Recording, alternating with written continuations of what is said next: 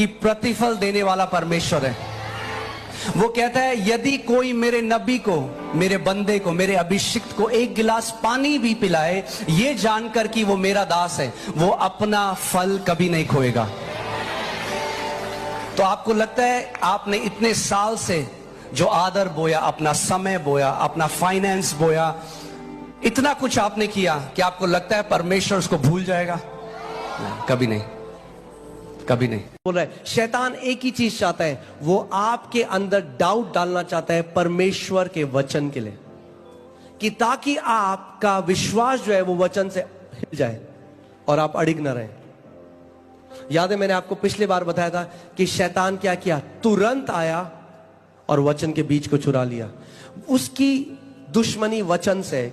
जिस गांव से मैं हूं वहां पे क्या होता है, जब दुष्ट आत्माएं आ जाती है ना किसी के अंदर, तो दुष्ट आत्मा बोलते हैं क्या चाहिए आपको, बताओ क्या चाहिए। उनकी पूजा करते हैं, प्रभु यीशु ने कहा डांट के भगाओ, निकल यीशु के नाम में।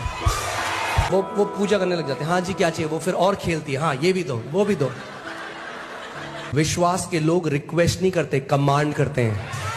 कमांड करते हैं। कमांड करना सीख जाओ कि यीशु मसीह ने तुम्हें अपना अधिकार दिया है। शैतान हमारे शरीर में लक्षण दे सकता है, आपको बीमार नहीं कर सकता जब तक आप सहमति ना लें उससे। अचानक आपको हृदय में बड़ा तेज पेन हुआ, थॉट डाला, हार्ट अटैक आ रहा है, पेट में दर्द हुआ, कोई अटैक आ रहा है। वो क्या चाहता है कि आप उस विचार को सुनो, उसके साथ सहमत हो और मुंह से बोल दो। लक्षण आना और वो बीमार होना दो अलग बातें हैं। जैसे किसी व्यक्ति के अंदर एक विचार है मैं चोरी कर लूं, वो एयरपोर्ट में उसने देखा वहां पे कुछ रखा हुआ और एकदम विचार उठा ले, कोई नहीं देख रहा, क्या उसने चोरी करी है? नहीं, उसको टेम्पटेशन आई। टेम्पटेशन सिन नहीं है। तो जो टेम्पटेशन पाप के लिए है वो ही लक्षण बीमारी के लिए है। यानी जब लक्षण आए तो आप बीमार नहीं हो, वो लक्षण है। जब टेम्पटेशन आती है तो हम क्या करते हैं, उसको रिजेक्ट कर देते हैं। वैसे ही आपको लक्षण को रिजेक्ट करना है यीशु के नाम में और बोलना है मैं इसको ग्रहण नहीं करता। लोग चर्च को कैसे सोचते हैं, हाँ, चर्च है, चलो संडे जाते हैं, कुछ बोलेगा बंदा हम सुन लेंगे। अरे आपकी डेस्टिनी कनेक्टेड है इससे। परमेश्वर ने जो अपने भवन को बनाया, वो एक सिस्टम बनाया कि जो दुनिया में लोग हैं, जो उनके साथ हो रहा है उनसे अलग एक हेवनली वातावरण यहाँ पे है कि जो मेरे बच्चे मेरे घर में बोए गए हैं वो फलेंगे फूलेंगे। ये गोशेन है, कलीसिया जायन है। वे यहोवा के भवन में रोपे जाकर, रोपे जाने का मतलब पता क्या है, अड़ी गए भाई, हिला नहीं सकता कोई। हमारे परमेश्वर के आंगनों में फूलेंगे फलेंगे।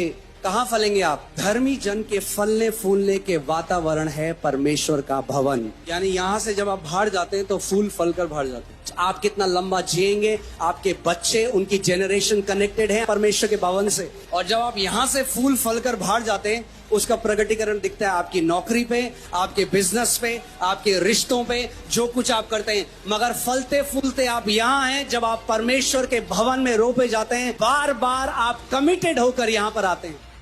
यीशु मसीह ने अपने दास से कहा यूएस में, कितने सारे मेरे बेटे और बेटियां जो बीमारी में मर गए क्योंकि उन्होंने बीमारी के बारे में बात करी मगर बीमारी से बात नहीं करी। सबको बताया देखो मैं बीमार हूँ, मगर उस बीमारी से नहीं बोला। प्रभु यीशु मसीह ने कहा जो कोई इस पहाड़ से कहेगा, जो कोई इस कैंसर से कहेगा, जो कोई इन कर्जों से कहेगा, वेट मत करिए डोमिनियन में बढ़ने का कि जब तक आपको कोई ऐसी न्यूज आ जाए कि भाई कोई बहुत भयंकर बीमारी हो गई है। अगर हम जुकाम में प्रभुता नहीं कर पाए, छोटे से सरदर्द में प्रभुता नहीं कर पाए, तो बड़े में भी नहीं कर पाएंगे। छोटे से शुरू करना शुरू करिए। अरे पास्टर ज्यादा कुछ, थोड़ा सा थायराइड है, क्यों रखो थोड़ा सा भाई, थोड़ा सा नहीं चलता। मेरी देह पवित्र आत्मा का मंदिर है और कोई बीमारी इसमें उसको महिमा नहीं देती। जैसे ही लक्षण लगे उस समय अधिकार लो, खड़े हो जाओ, बोलो in the name of Jesus, शैतान मैं तुझे अनुमति नहीं देता मेरे शरीर को छूने की। You will not touch my body in Jesus name, out of my body in the name of Jesus. अनुग्रह दो चीजें करता है हमारे जीवन में। एक, जो आप नहीं कर सकते वो आपको करने की सामर्थ्य देता है। दूसरा क्या है, जो आप नहीं करना चाहते मगर फिर भी कर रहे हैं, अनुग्रह आपको नो कहने की ताकत देता है। अनुग्रह, परमेश्वर का वचन कहता है जो मनुष्य नहीं कर सका, परमेश्वर ने अपने पुत्र को भेजा और अपने पुत्र के द्वारा किया। शैतान क्या करता है, जब लोगों की चेतना को डिफाइल कर देता है तो वो सोचते हैं मैं अब लायक नहीं रहा परमेश्वर के पास जाने में। नहीं, परमेश्वर कहता है मेरा बेटी, मेरे बेटे, जब तुझसे गलती हो सबसे पहले मेरे पास भाग गया, मैं तुझे अनुग्रह दूंगा। अगर आप बार बार वो गलती करें मगर बार बार आप सबसे पहले परमेश्वर के अनुग्रह के पास भागते हैं, बहुत जल्दी आप इतने सामर्थ्य से भर जाएंगे कि आपसे वो गलती नहीं होगी। जब आपको कमजोर लगने लगे, जब आप उठे आपको वही विचार आने लगे, वही डिप्रेशन आने लगे, परमेश्वर का वचन कहता है भाग के अनुग्रह के सिंहासन के पास चले जाओ यीशु के नाम में। आपके पास दवाई के लिए बहुत ज्यादा विश्वास है, आपने डिस्प्रिन खा ली, सर दर्द हो रहा है, आपको चला जाएगा, अभी मैंने दवाई खा ली है, आप टाइम देते हो दवाई को काम करने। अरे उतना विश्वास तो दे दो परमेश्वर को जितना एक डिस्प्रिन की गोली को देते हो। डिस्प्रिन खाई, अभी तो कुछ नहीं हुआ, अरे बेकार है दवाई, आपको तो नहीं होगा, मैंने खा ली है। ऐसा हम वचन के लिए क्यों नहीं कहते? वचन बोल दिया है, वचन काम कर रहा है, होगा, क्योंकि परमेश्वर का वचन खाली वापस नहीं आता। जब वचन उसके मुंह से निकलता है अपने काम को करे बिना वापस खाली हाथ नहीं आता। हम क्यों? परमेश्वर के राज्य को बढ़ने से कोई नहीं रोक सकता। बाइबल कहती है कि उसके राजस्व का कोई अंत नहीं, वो बढ़ता जाएगा, वो बढ़ता जाएगा। इस समय में हमें और बोलना है बोल्ड होके, यीशु ने मेरा जीवन बदला है, यीशु मसीह ही प्रभु है, और कोई नाम नहीं जिसके द्वारा हम उद्धार पा सके, केवल एक नाम है, वो नाम यीशु मसीह है। बोलो प्रभु यीशु मसीह की हालेलुया।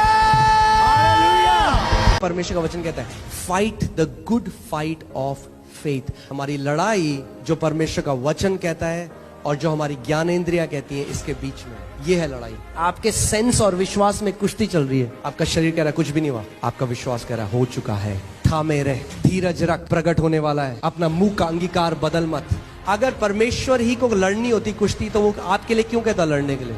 क्योंकि एक कुश्ती है जो आपको लड़नी है खुद। कुश्ती क्यों बोला है? वॉर क्यों नहीं बोला? कुश्ती होती है यानी पर्सनल है। कुश्ती एक आदमी और एक आदमी की होती है, हैंड टू हैंड कॉम्बैट। हर किसी की अपनी कुश्ती है, वॉर नहीं। वॉर तो जीत चुका है यीशु मसीह, अब कुश्ती चल रही है। विश्वास की मसल को बना लो, हर बार फटक फटक के मारोगे शैतान को। फटक जब आपके बगल में आता है और कहता है देख तेरा शरीर तुझे बोला है, बोलो शैतान लिखा है, लिखा है, लिखा है। अगर वचन पे खड़े हो जाओगे और बार बार घोषणा करोगे, अंगीकार करोगे जो वचन कहता है, एक भी बार शैतान आपके ऊपर जय नहीं पा सकता।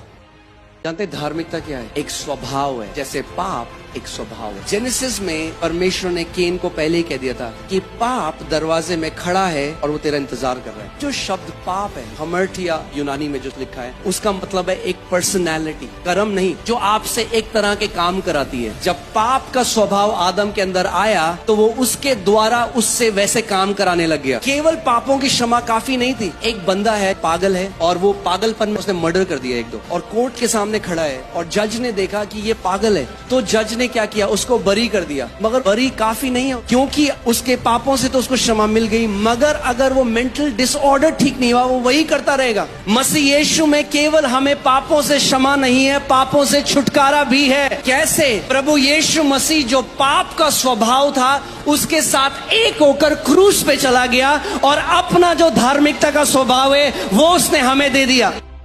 आप जानते हैं विश्वास का सबसे बड़ा जो दुश्मन है आपकी 5 ज्ञानेंद्रियां हैं, मगर क्या है? एक लड़ाई है ज्ञानेंद्रियों में और विश्वास के बीच में, और जिसकी बात को वो मानेंगे वही जीतेगा। वैसे ही एक लड़ाई है 2 रिपोर्टों के बीच में। डॉक्टर की रिपोर्ट जो कहती है आपके पास कुछ ही महीने हैं जिंदा रहने के लिए, और परमेश्वर की रिपोर्ट जो कहता है उसने कोड़े खाए और उसके कोड़े खाने के द्वारा तुम चंगे हो चुके हो। और ये दोनों रिपोर्टें विपरीत है। डॉक्टर की रिपोर्ट जो कह रही है वो झूठ नहीं बोल रहा, मगर वो रिपोर्ट कैसे आई? ज्ञानेंद्रियों के द्वारा। मगर इस आयाम में ऊपर एक आयाम है जो यहाँ चीजों को बदल सकता है, और वहां के आयाम की एक रिपोर्ट कहती है कि जब तू पैदा भी नहीं हुआ था तो मैंने तेरे लिए कोड़े खाए, ताकि मेरे कोड़े खाने के द्वारा तू चंगा हो गया है।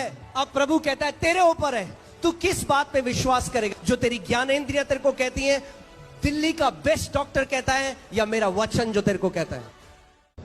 हम लोग जो वचन में लिखा है कई बारी उस पर विश्वास नहीं करते।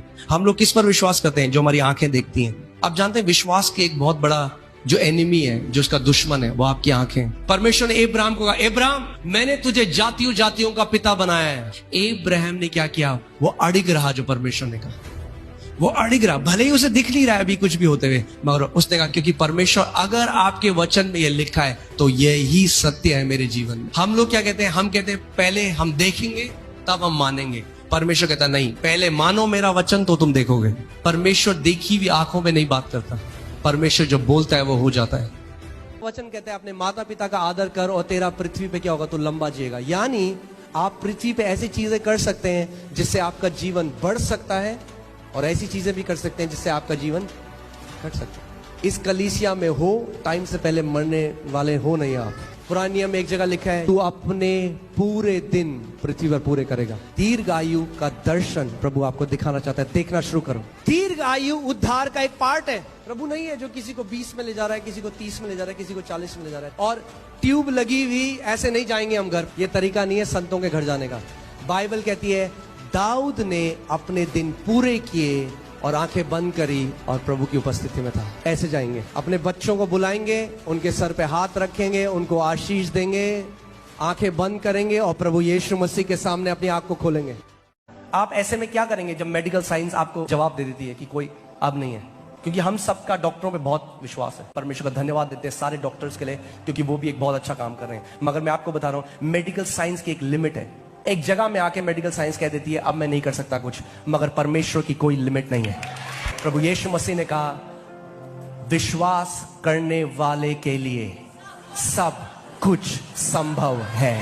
अगर आज आप विश्वास करते हैं तो मैं आपको बता रहा हूं आपके लिए आज सब कुछ संभव है। ग्रोथ जो लेकर आए अपने शरीर में, आप उसे ढूंढ के भी नहीं पाएंगे। वो रसौली खुल जाएगी, वो कैंसर खुल जाएगा, बंद आंख खुल जाएगी। ये कोई इंसान नहीं कर सकता है, ये स्वयं परमेश्वर है। 2000 साल पहले प्रभु यीशु मसीह आए थे। मैं कह रहा हूं वो जीवित है, आज भी खड़ा है यहाँ पे, आज भी खड़ा है, आज भी वो वही करेगा जो 2000 साल पहले कर रहा था। परमेश्वर का वचन कहता है वो कल, आज और युगानुयुग एक सा परमेश्वर है, वो बदलता नहीं है। यीशु मसीह बीमारों को चंगा करता फिर रहा था, आज भी करता है और हमेशा करता रहेगा।